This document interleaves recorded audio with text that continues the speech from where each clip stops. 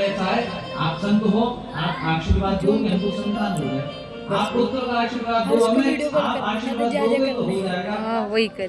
संत बोले अरे हमारे आशीर्वाद से थोड़ी होगा, तुम्हारे भाग्य में है ही नहीं। बोले महाराज अब आप देख लो, या तो मैं सिर पटक दूंगा आपके चरणों में, अपना शरीर त्याग दूंगा और आपको ब्रह्म हत्या लगेगी। तो या तो आप ब्रह्म हत्या लेने को तैयार हो जाओ, या फिर आप मुझे आशीर्वाद दो कि मुझे संतान की प्राप्ति हो। बोले हम कैसे देते हैं आशीर्वाद? तो आत्मदेव ब्राह्मण विद्वान तो हैं, उन्होंने कहा है देखो मुझे मत समझाओ, संत सब कर सकते हैं, क्योंकि भगवान स्वयं कह रहे हैं कि सातम सम मोहि में जग देखा, मोते अधिक संत करे था। भगवान कह रहे हैं कि मुझसे अधिक सामर्थ्य संतों में है करने को, इसीलिए प्रभु आप मुझे संतान का वर प्रदान करो। तो संत कह रहे हैं अरे संतान कोई काम की नहीं होती है, बच्चे सब परेशान करेंगे। तो आप मुझे क्या कह रहे हैं, अरे महाराज आप साधु सन्यासी, आपको क्या पता बच्चों का क्या सुख होता है।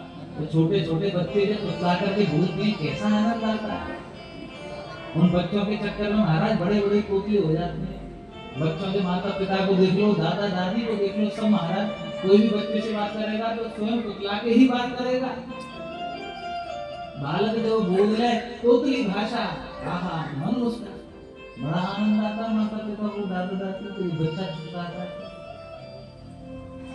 तो आत्मदेव कह रहे हैं महाराज हमको ज्ञान मत दो, संतान का आशीर्वाद दे रही हो तो दो, नहीं तो अभी यही प्राण त्यागते हैं। और ऐसा कहकर एक सिर महाराज जमीन में महाराज, और जैसे सिर महाराज संत तो घबरा गए, बोले ये हमको अच्छी हत्या लगी। बोले रुक जाओ प्राण मत त्यागो। अपने थैले में से निकाल करके फल दिया और कहा ये फल ले जाकर के अपनी पत्नी को खिला देना, भगवान की कृपा रही तो जल्द ही पुत्र की प्राप्ति होगी।